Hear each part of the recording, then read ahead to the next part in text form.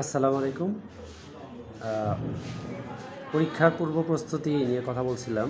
তো দ্বিতীয় পার্টে আপনাদেরকে বাকি কথাগুলো বলতেছি যে পরীক্ষার পূর্ব প্রস্তুতি নিতে হলে আমাদের যা পড়ব তা ভালোভাবে মাথায় রাখতে হবে, মনে রাখতে হবে। তো মনে রাখার জন্য কী কী করণীয় আমাদের, হ্যাঁ, পরীক্ষার হলে আসার আগ পর্যন্ত আমরা যা পড়ে আসব সেটা আমাদের শর্ট টার্ম মেমোরি থেকে লং টার্ম মেমোরিতে নিতে হবে।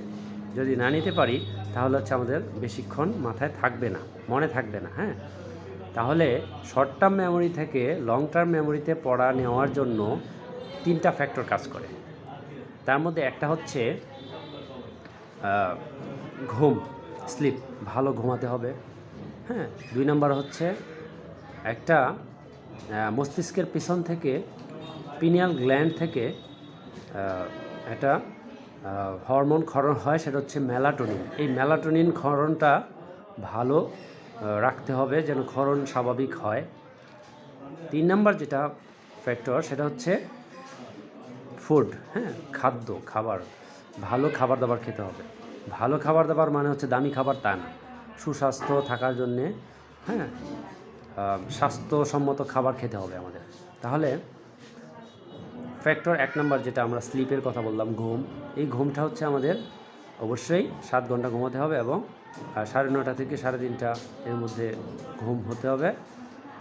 ভোরে উঠে পড়াশোনা করতে হবে এবং আমরা এই ঘুমটাকে কাজে লাগিয়ে হচ্ছে ব্রেনটাকে ঠান্ডা করব এবং পড়া যাতে শর্ট টার্ম থেকে লং টার্মে যায় সেজন্য সাহায্য করব ব্রেনকে, তাই না? এখন এই যে ঘুম, এই ঘুমটা হচ্ছে আপনার 7 ঘন্টা অবশ্যই হতে হবে এবং রাতে হতে হবে। দিনের বেলা ঘুমিয়ে রাতে পড়বো এমন হলে মনে থাকবে না পড়া, তাই না? তাহলে ঘুমের পরে হচ্ছে মেলাটোনিন।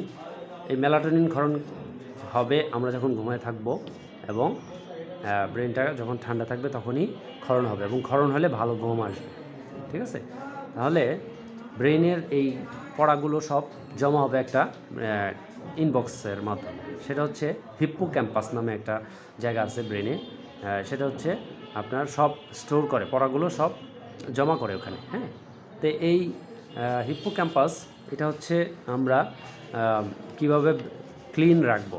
ক্লিন রাখতে হলে আমাদের ঘুমের প্রয়োজন এবং ঘুমের পাশাপাশি হচ্ছে আমাদের দিনের বেলায় পড়তে হবে, ঠিক আছে? দিনের বেলায় পড়তে হবে, কিন্তু দিনের বেলায় পড়লে আপনার মনে থাকবে বেশি, ঠিক আছে? সেটা কখন? ভোর থেকে শুরু করে 3:30 4টার পর থেকে শুরু করে আপনি সকালে পড়তে পারেন, হ্যাঁ, গ্যাপ দিয়ে পড়তে পারেন, ঠিক আছে? তো এই গ্যাপ দিয়ে পড়লে হচ্ছে আপনার মাথায় বেশিক্ষণ স্থায়ী হবে পড়াটা। হ্যাঁ, এরপরে আসলো খাবার দাবারের যেটা কথা বললাম। খাবার দাবারের মধ্যে আমরা হচ্ছে যখন আমরা খাবো স্বাস্থ্যসম্মত খাবারই খাবো, বেশি খাবো হচ্ছে সবজি, ঠিক আছে? সবজির মধ্যে বিশেষ করে আমরা ফাইবারযুক্ত সবজি যেগুলো আছে এগুলো খাবো, মাংসটা কম খাবো। হ্যাঁ, মাংস শরীরের ক্ষতি করে বেশি উপকারের থেকে। সবজিটা শরীরের জন্য ভালো, ডাইজেশনের জন্য ভালো। হ্যাঁ, আপনার পেটের শান্তি থাকবে, পড়াশোনা যা করবে মনে থাকবে, ঠিক আছে? এখন সবজির মধ্যে সবথেকে উত্তম কি?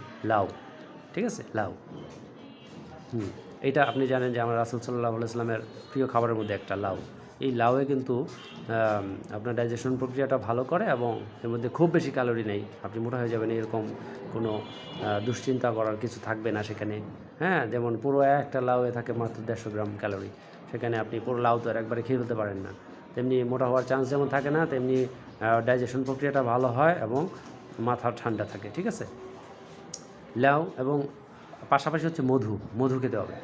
মধু অনেক ভালো একটা কাজ করে, সেটা হচ্ছে আমাদের ব্রেইনকে স্মুথ রাখে। ব্রেইনের যে কার্যক্রম সেটাকে স্মুথ রাখে, একদম মসৃণ করে ফেলে। তখন আপনি যা পড়বেন তো তাই মনে থাকবে।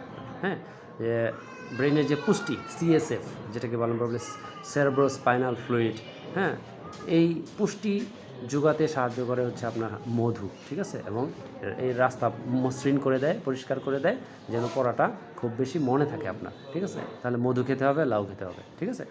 3 নম্বর হচ্ছে এক্সারসাইজ করতে হবে আমাদের অবশ্যই। এক্সারসাইজের মাধ্যমে আমাদের ব্রেইনের যে নার্ভগুলো আছে, স্নায়ু, হ্যাঁ, সিনাপসিং ক্যাপাসিটি বাড়ে। সিনাপসিং ক্যাপাসিটি মানে হচ্ছে একটা নার্ভ আরেকটা নার্ভের সাথে সংযুক্ত হয় খুব দ্রুত, এবং তারা কানেক্টিভিটি তৈরি করে খুব বেশি। যত বেশি কানেক্টিভিটি তৈরি হবে এই সিনাপসিং ক্যাপাসিটির মাধ্যমে আপনার পড়াগুলো তত বেশি জমা হবে ব্রেইনে এবং স্থায়ী হবে বেশি, ঠিক আছে? এই জন্য এক্সারসাইজ করতে হবে। এক্সারসাইজ এখন আপনার যে জিমেই যেতে হবে তা না, বাসায়ও আপনি ফ্রি হ্যান্ড এক্সারসাইজ করতে পারেন, নামাজ পড়তে পারেন, ধর্মীয় কাজ করতে পারেন। উজু করলে আপনার ভালো এক্সারসাইজ হয়, ঠিক আছে? যে কুসুম গরম পানি দিয়ে শীতের বেলা যখন আপনি উজু করবেন তখন ব্লাড সার্কুলেশনটা আপনার খুব ভালোভাবে হবে। এর পাশাপাশি আমরা যখন নামাজ পড়ব তখন একটা ব্যায়াম হয়ে যাবে আমাদের, এটা ব্রেনকে কুল করবে, ঠান্ডা রাখবে, এবং আপনি যা পড়বেন ওই সময়টাতে তাই ক্যাপচার করবে খুব দ্রুত, ঠিক আছে? এবং গবেষণায় দেখা গেছে যে এটা 500% বেশি কাজ করে পড়া মনে রাখার জন্য এই এক্সারসাইজের মাধ্যমে এবং ধর্মীয় কাজের মাধ্যমে, হ্যাঁ। তারপরে আমরা এই যে 3টা ফ্যাক্টর বললাম, এই 3টা ফ্যাক্টরই কিন্তু ইম্পর্ট্যান্ট আপনার ব্রেনে পড়াগুলো শর্ট টার্ম থেকে লং টার্ম মেমোরিতে স্থায়ী করার জন্য এবং অধিক সময় মনে রাখার জন্য এবং পরীক্ষায় ভালো রেজাল্ট করার জন্য, ঠিক আছে? এবং সারমর্ম যদি আমি বলতে চাই এক কথায় আপনি কী করে আসতে পারেন পড়াশোনা মনে রাখার জন্য, এক কথায় হচ্ছে আপনাকে প্রথমে যা আমরা দিনের বেলায় পড়বো সেটা হচ্ছে রাতে রিভিশন দিব, হ্যাঁ, দিনে পড়বো রাতে রিভিশন দিব। আর পড়া একটানা 60 মিনিট যদি আপনি পড়ে 1 ঘন্টায় পড়েন, 1 ঘন্টা 60 একটানা পড়লে হবে না, সেখানে গ্যাপ দিয়ে দিয়ে পড়তে হবে, হ্যাঁ। আরেকটা কথা হচ্ছে আমরা হচ্ছে স্বাস্থ্যসম্মত খাবার খেয়ে আসবো, বিশেষ করে সবজি খেয়ে আসবো। পাশাপাশি হচ্ছে ধর্মীয় কাজগুলো আমরা করব। ধর্মীয় কাজগুলো করলে আমরা এক্সারসাইজ হয়ে যাবে এবং ব্রেন ঠান্ডা থাকবে, পড়াশোনা মনে থাকবে বেশি। আর যা পড়ব সেই পড়াগুলো লিখে পড়বো, অবশ্যই লিখে পড়বো। লিখে পড়লে আমরা দেখি যে একটা ব্রেইনে একটা কাজ হয়, সেটা হচ্ছে রেটিকুলার অ্যাক্টিভিটিটা এটা বাড়ে। রেটিকুলার অ্যাক্টিভিটিটা বাড়লে আপনার পড়াগুলো ক্যাপচার হয় বেশি এবং মনে থাকে বেশি। তারপর পর্যাপ্ত পরিমাণে ঘুমাবো এবং সবসময় হাসি খুশি থাকবো, পজিটিভ চিন্তা করব, পরীক্ষায় ভালো রেজাল্ট হবে এই চিন্তাটা করব, তাহলে হচ্ছে আলহামদুলিল্লাহ আমাদের পরীক্ষা ভালো হবে। এছাড়াও আপনাদের যেটা মনে হবে যে আমি যেটা করলে পরীক্ষায় ভালো করতে পারবো, নিজস্ব মতামত, সেটাও আপনি নিতে পারেন। সব কিছু মিলিয়ে হচ্ছে আমরা পরীক্ষায় ভালো রেজাল্ট করবো ইনশাল্লাহ, এই আশা ব্যক্ত করে আমরা হচ্ছে পরবর্তীতে আরও কিছু টিপস নিয়ে আসবো। সে পর্যন্ত আপনারা ভালো থাকবেন, সবার সুস্থতা মঙ্গল কামনা করে আমি বিদায় নিচ্ছি। আল্লাহ হাফিজ।